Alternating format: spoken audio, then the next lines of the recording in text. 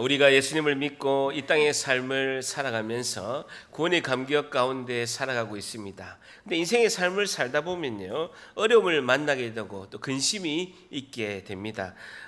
우리가 직장을 그만두면 퇴직금을 가지고 한 1, 2년은 살 수 있을 것 같은데 그 뒤에는 내가 어떻게 살아야 되는가라는 또 고민이 많이 있게 되고, 장사를 하면 무슨 장사를 할까, 어떤 장사를 하면 잘 될 수 있을까 늘 불안해합니다.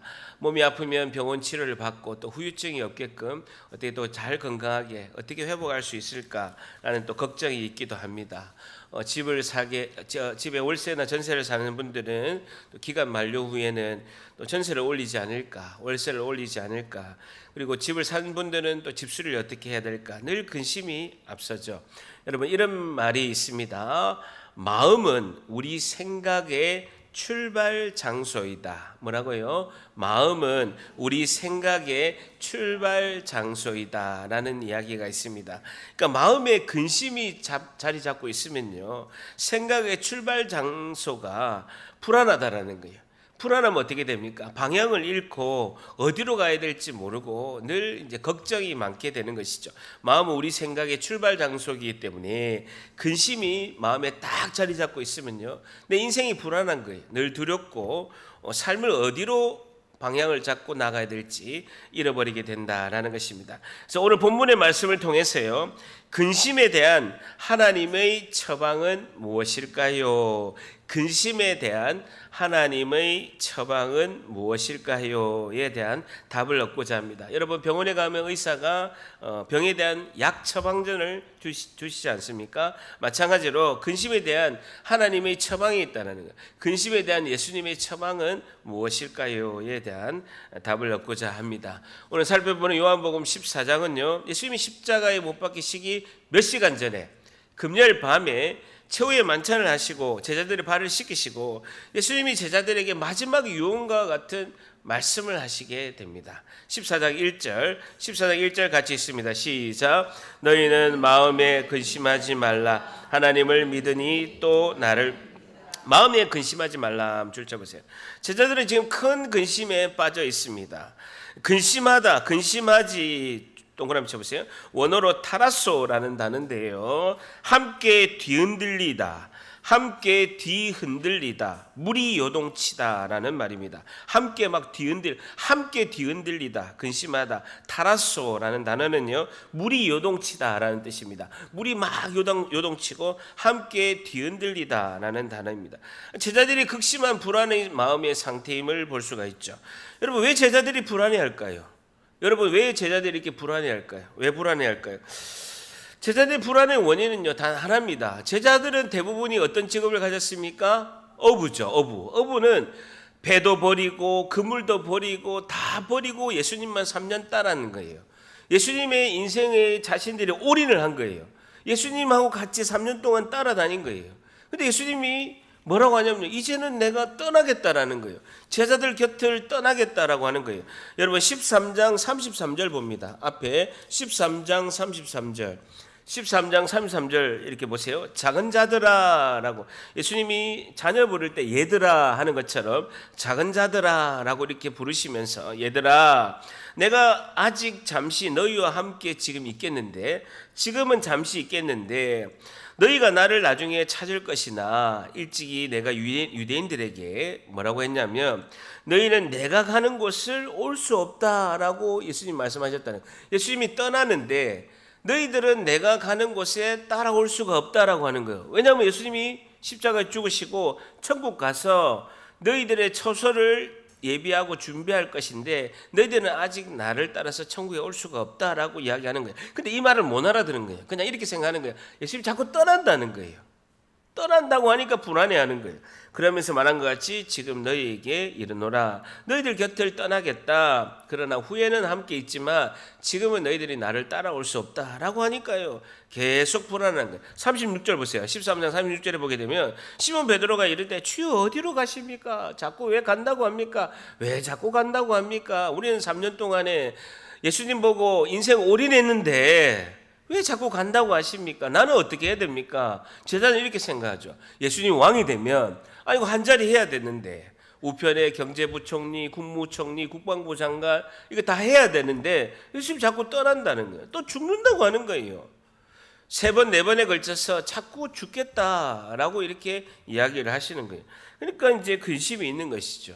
앞으로는 예수님의 도움도, 예수님의 위로도, 예수님의 기적도, 예수님의 영광도 볼 수가 없는데 우리는 어떻게 해야 되는지 이렇게 되는 거예요. 여러분, 사람이 내 힘으로 감당할 수 있으면요, 그것을 불안해하지 않습니다. 내 힘으로 감당할 수 없으면 근심하게 된다라는 것이죠. 그래서 예수님은 그 근심하는 제자들에게 이렇게 이야기하고 있습니다. 14장 1절에 다시 너희는 마음에 근심하지 말라 명령하시는 거예요. 단호하게 명령하시는 거예요. 여러분, 아기가 울 때 울지 마! 이렇게 이야기하는 것처럼 명령하시는 거예요. 단호하게 근심하지 말라. 그러면서 뭐라고 합니까? 하나님을 믿으니 또 나를 믿으라라고 말씀하고 있습니다. 너희들 눈앞에 마음의 근심과 불안과 숱한 많은 근심이 있는 줄을 내가 알고 있다. 그럼에도 불구하고 인생을 역사를 통치하시고 인생을 이끌어 가시는 하나님이 계시고 우리를 구원하는 예수님을 믿어야 된다라고 이렇게 주님이 말씀하고 있습니다. 저를 따라합니다. 너희는 마음에 근심하지 마라. 근심하지 말라. 하나님을 믿으니 또 나를 믿으라. 여러분, 이런 말이 있습니다. 근심이 밖에서 문을 두드렸는데 믿음이 안에서 대답을 하였다. 다시요. 근심이 밖에서 문을 두드렸는데 믿음이 안에서 대답을 하였다. 그리고 문을 열어보니 밖에는 아무도 없었다라는 말이 있습니다. 다시요. 근심이 밖에서 문을 두드렸는데 안에서 누가 대답했다고요? 믿음이 안에서 대답을 하였다. 그리고 문을 열어보니 밖에는 아무도 없었다. 근심이 떠나간 거예요. 아무리 우리가 근심이 클지라도 전능하신 하나님이 살아계시고 하나님이 나를 보고 계시고 선한 결과로 인도하실 줄 믿습니다. 자, 그런데요, 하나님을 믿으니 줄 쳐보세요. 또 나를 믿으라라는 거예요. 여러분, 우리가 근심과 고통을 해결하실 전능하신 하나님만 믿으면 되지 왜 우리가 하나님의 아들 예수님도 믿어라라고 예수님이 말씀하실까요? 보세요. 전능하신 하나님이 모든 우주 만물을 통치하시고 역사를 이끌어 가시고 나의 삶을 주관하시는 하나님이 그 하나님만 믿으면 다 해결하시지 왜 하나님의 아들 예수님도 믿어야 된다라고 할까요? 왜 예수님도 믿어야 된다 할까요? 설교 듣고 계십니까? 2가지. 첫 번째는요, 고통을 이해하고 동참하실 분은 예수님이라는 거예요. 우리의 고통을 이해하고 동참하실 분은 예수님이시다라고 말씀하고 있습니다. 여러분, 고통을 이해하고 동참하실 분은 예수님이시다라는 것이죠. 13장 21절 한번 같이 읽어볼게요. 13장 21절 같이 있습니다. 시작. 예수께서 이 말씀을 하시고 심령이 괴로워 증언하여 이르시되 내가 진실로 너희에게 이르노니 너희 중 하나가 나를 팔리라 하시니. 예수님께서 12명의 제자 중에서 가룟 유다가 예수님을 파는 것을 말씀하시면서 심령이 괴로워 증언하여 이르되 라고 말씀하고 있습니다. 예수님 마음이 괴로우신 거예요. 우리가 온전치 못하고 올바르지 못한 모습을 보면 예수님께서는요, 심령이 괴로워서 힘들어하신다라는 것이죠. 그리고 마태복음 11장 28절에 이렇게 말씀하고 있습니다. 마태복음 11장 28절에 수고하고 무거운 짐진 자들아 다 내게로 오라 내가 너희를 쉬게 하리라 라는 것입니다. 짐을 나에게 달라. 너희들이 힘들고 근심하면 내가 심령이 괴롭다.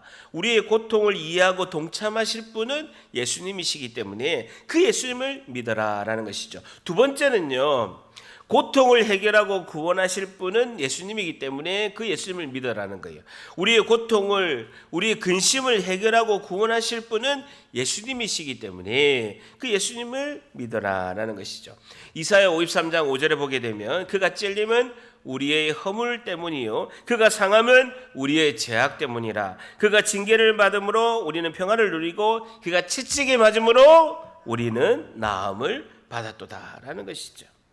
그래서 예수님을 믿으라.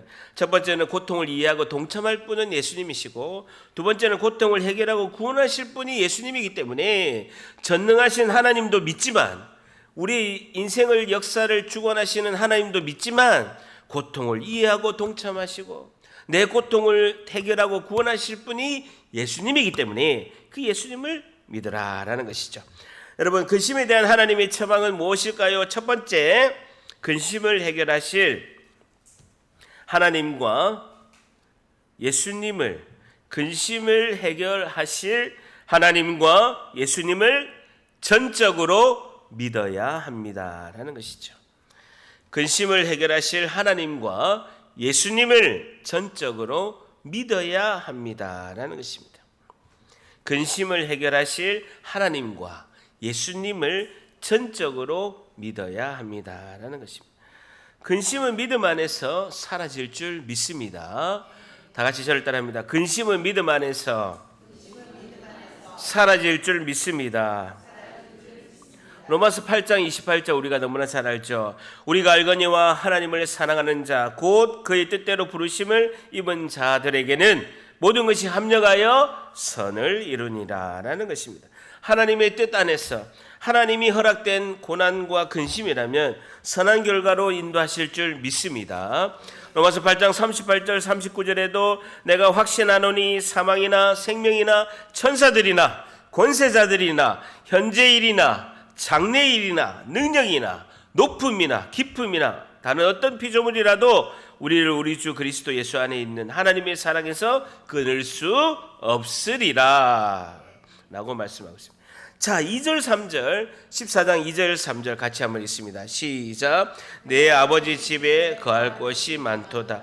그렇지 않으면 너희에게 일렀으리라. 내가 너희를 위하여 거처를 예배하러 가노니 가서 너희를 위하여 거처를 예배하며 다시 와서 너희를 내게로 영접하여 나 있는 곳에 너희도 있게 하리라.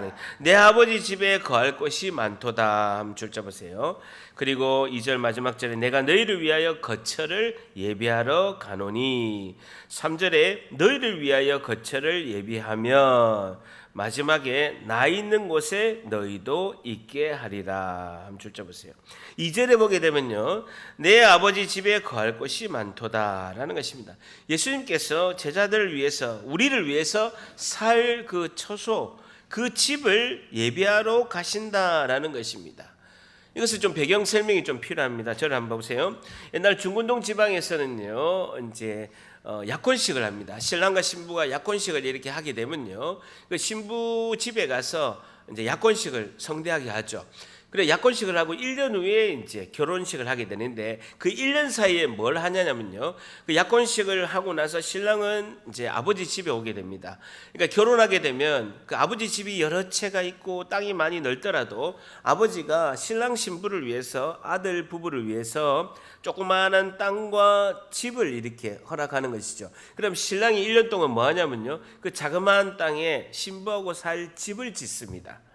그럼 1년이 딱 집을 다 지었잖아요. 그럼 아버지가 신부를 데려와라 라고 하면 신랑 집에서 그 새 집을 지은 것을 축하하면서 혼인잔치를 해요. 그게 가나의 혼인잔치거든요. 혼인잔치를 하게 됩니다. 그럼 많은 마을 사람들 불러서 결혼식을 하게 된 거죠. 1년 전에 약혼식하고 1년 후에 결혼잔치를 하면서 결혼식을 하게 됩니다. 그래서 신랑이 신부의 집을 같이 살 집을 마련하고 신랑의 아버지가 베푼 그 땅과 그 집에서 이렇게 살게 된다라는 것이죠. 마찬가지로 예수님께서 십자가에 죽으시고 3일 후에 부활하셔서 40일 동안 이 땅에서 보이시고 천국 가면 뭘 마련한다고요? 우리가 살 집을 마련한대요. 왜? 예수님은 신랑이고 우리는 누구예요? 신부죠. 교회는 신부예요. 우리는 신부이기 때문에 예수님이 미리 천국 가셔서 우리가 살 집을 주님이 천국에서 마련하겠다. 우리를 신부로 맞아들이고 예수님은 신랑 되신다. 이게 이제 배경이 있게 되는 것이죠. 자, 그래서 예수님은 새 집을 준비한다. 이 말씀을 신랑 되신 예수님이 우리가 천국에 가서 신부로 맞이할 것을 천국 가서 준비하신다라는 것입니다. 우리가 가는 천국의 집은 두 가지. 첫째는요, 죄 없는 사람이 갈 수 있는 거예요. 예수님은 죄 문제를 해결하시겠다는, 집을 예비하겠다라는 것은 두 가지 의미가 있습니다. 우리의 죄 문제를 해결하시겠다라는 거예요. 우리를 위해 십자가에 죽으시고 우리 죄를 다 죄값을 치르시고 그분이 피를 흘리심으로써 우리의 죄 문제를 해결하시기 위해서 천국에 예배한다고. 두 번째는요, 이 땅에서도 너희들이 천국 비슷한 모델하우스를 주님이 준비하신다는, 이 땅에도 진짜 우리가 살 천국 집이 있고, 여러분 우리 지금 여기 그 영일대에 보게 되면 현대건설에서 굉장히 큰 아파트를 짓잖아요. 그럼 요 앞에 가보면 뭐가 있습니까? 모델하우스가 있죠. 모델하우스 뭡니까? 나중에 아파트가, 진짜 아파트가 있는데 모형으로 이렇게 지을 것입니다 라고 해서 그 모델하우스를 보여주고 사람들이 계약을 해서 진짜 아파트에 입주를 하죠. 마찬가지로 천국에 우리 집을 예비하시는데 그 모델하우스를 예수님께서 이 땅에 준비하시는 거예요. 두 가지, 죄 문제 해결하시고, 두 번째는요, 이 땅에서도 천국 문을 예비하신다. 그게 뭐예요? 이 땅에 뭘 예비하셨어요? 그렇죠, 교회죠, 교회. 교회예요, 교회. 교회를 예비하신다니, 이 땅에서 교회를 예비하신다라는 것입니다. 자, 보세요. 자, 그런데요, 우리가 질문하는데 14장 1절에 보게 되면 너희는 마음에 근심하지 말라, 하나님을 믿으니 또 나를 믿으라 라고 말씀하시면서 갑자기 뜬구름없이 2절 3절에는요 우리를 위하여 천국에서 우리 집을 준비하신다라고 말씀하시는 거예요.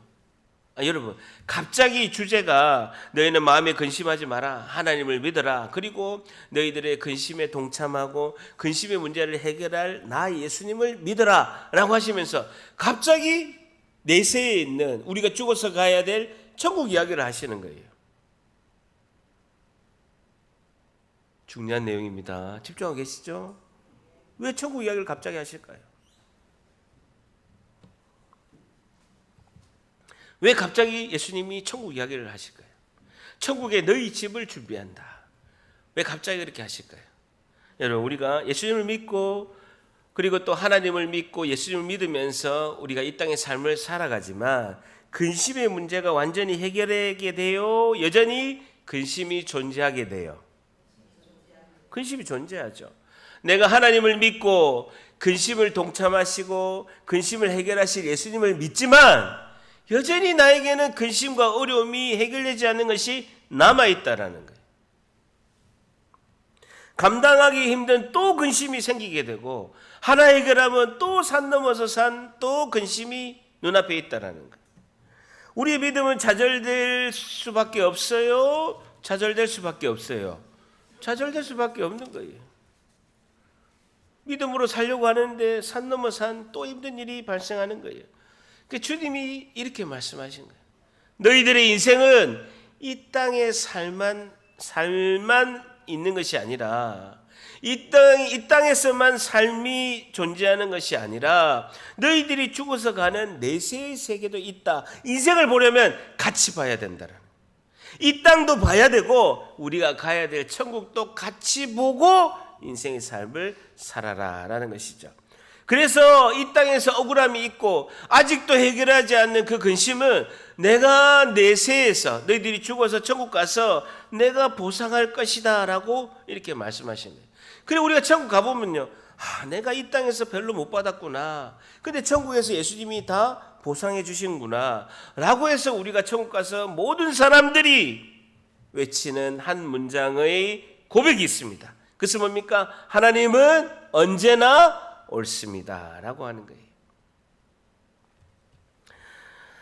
예수님 요한계시록 21장 4절에 너희들이 갈 천국은 이렇다라고 요한계시록 21장 4절에 이렇게 말씀하고 있습니다. 모든 눈물을 그 눈에서 닦아주시니 다시는 사망이 없고 애통한 것이나 곡하는 것이나 아픈 것이 다시 있지 아니하려니 처음 것들이 다 지나갔음이러라 라고 말씀하고 있습니다.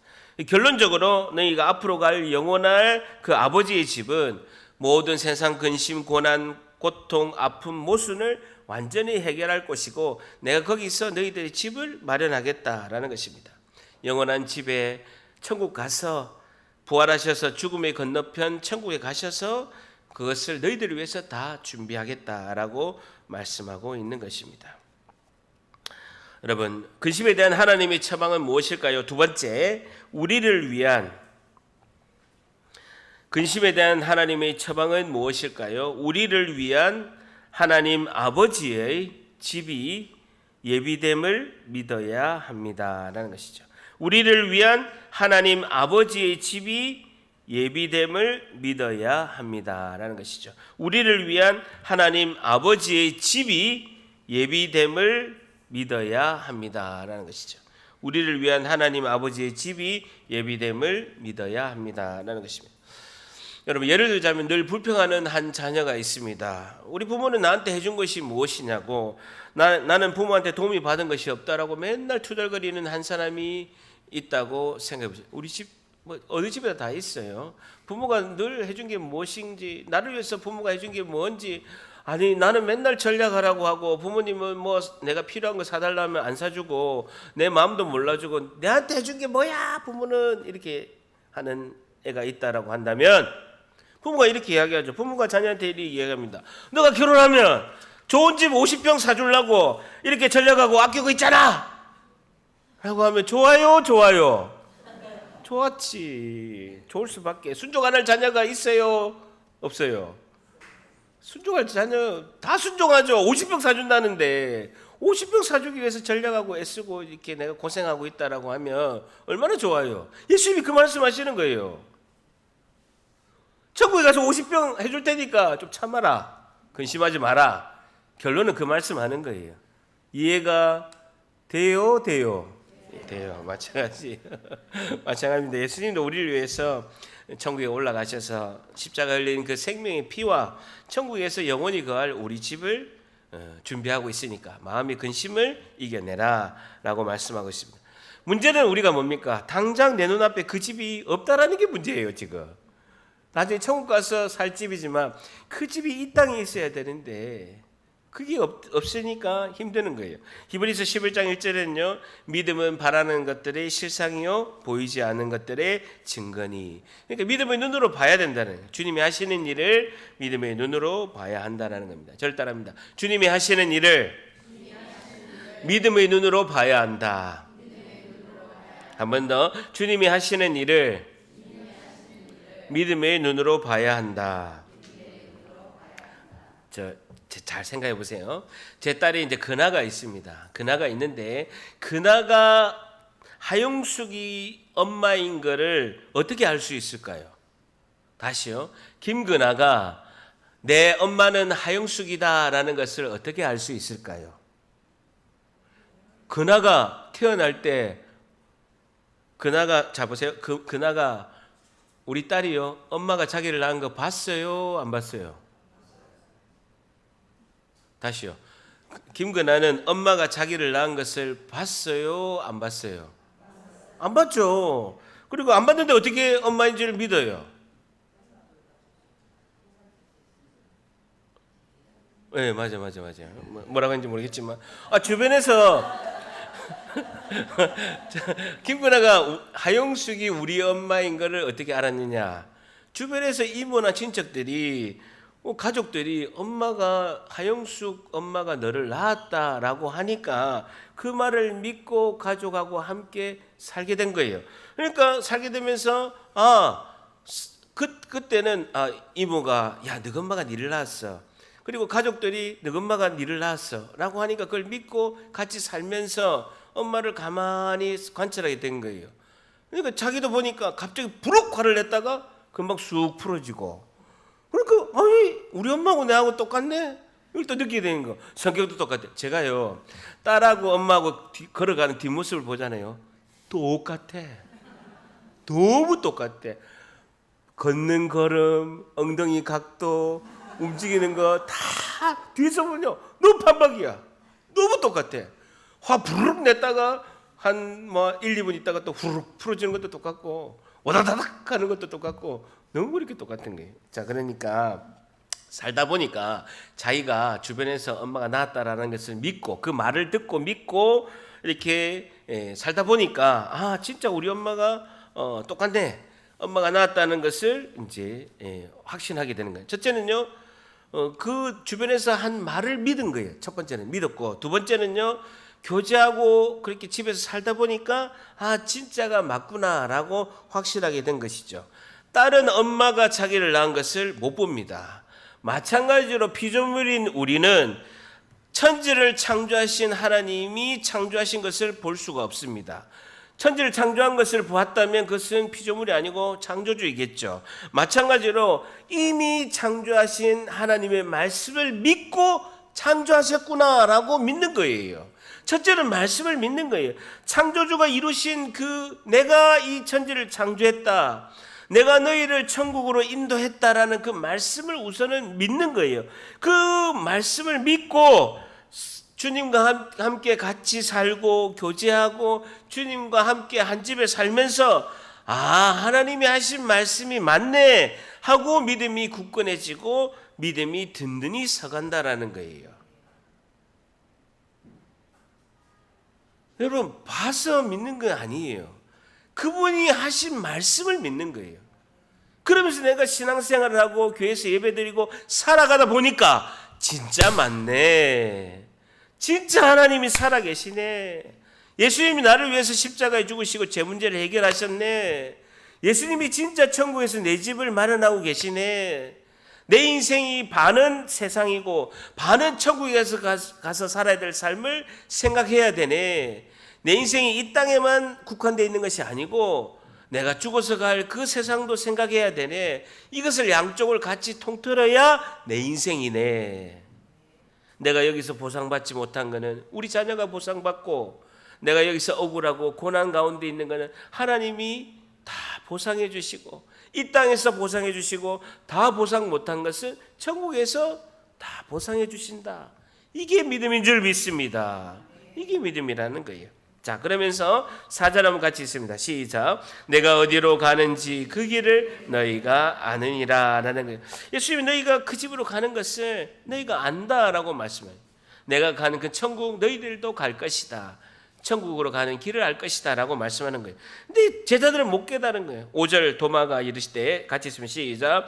도마가 이르되 주여 주께서 어디로 가시는지 우리가 알지 못하거늘 어찌 알겠사옵나이까. 아주 퉁명스럽게 도마가 이야기합니다. 예수님과 제자들의 대화가 지금 수준이 차이가 나는 거예요. 주여 주께서 어디로 가는지 우리가 알지 못합니다. 그 집을 알지 못하니까 주소하고 약도를 알려주세요. 그러면 내가 내비게이션 찍고 갈게요 라고 지금 수준이 안 맞는 거예요.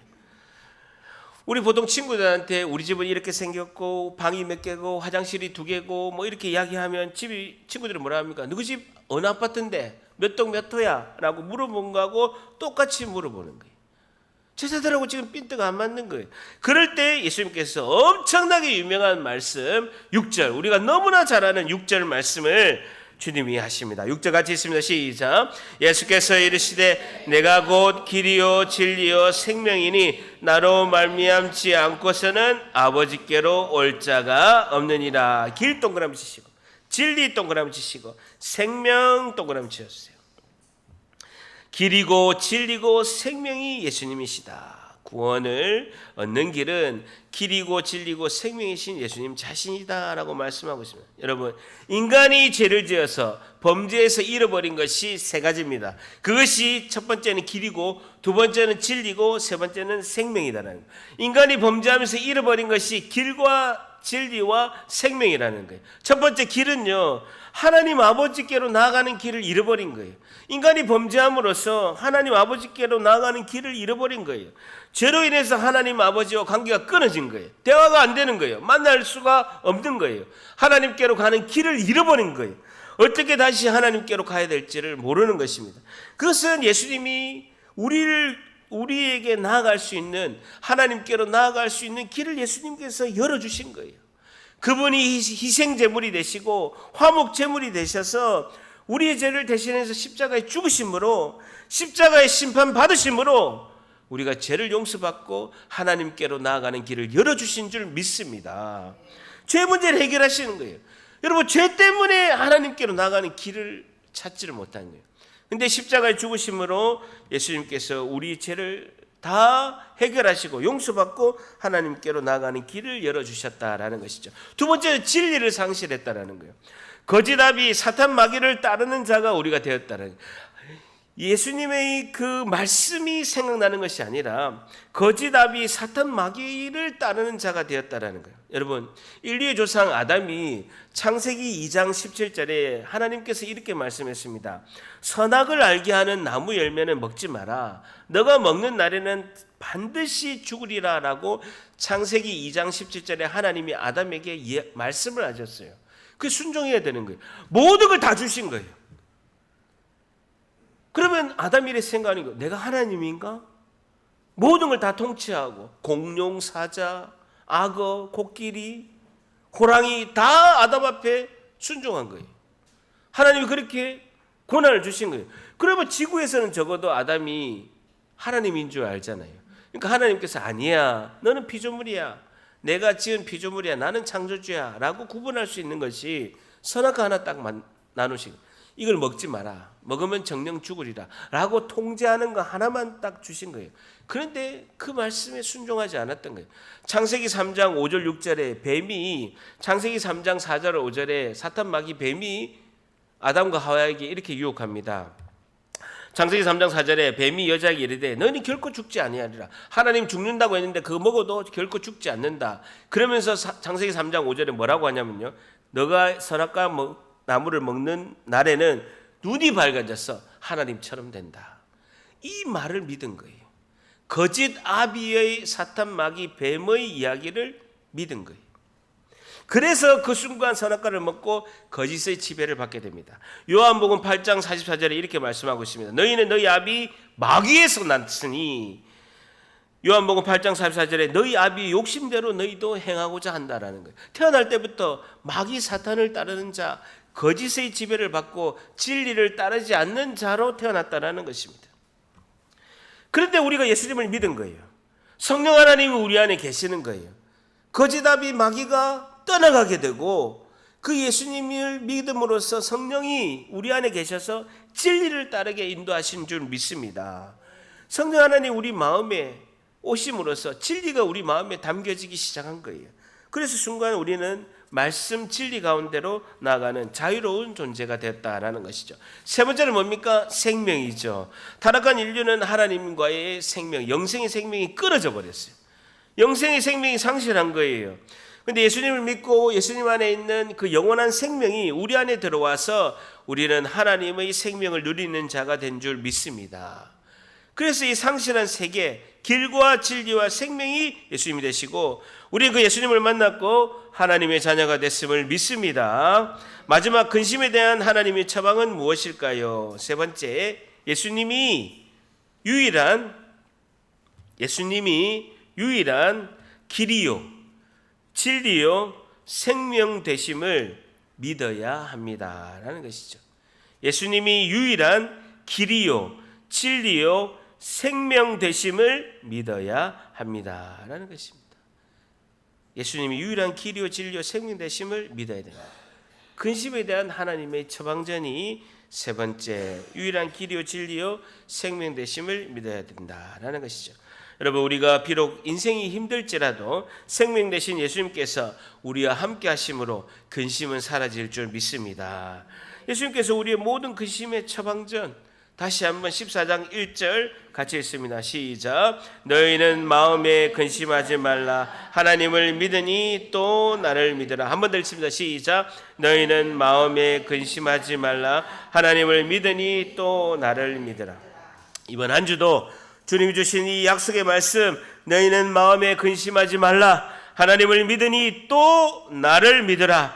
이 약속의 말씀 붙들고 승리하며 나아가는 우리 모두가 되시기를 주님의 이름으로 간절히 축복합니다.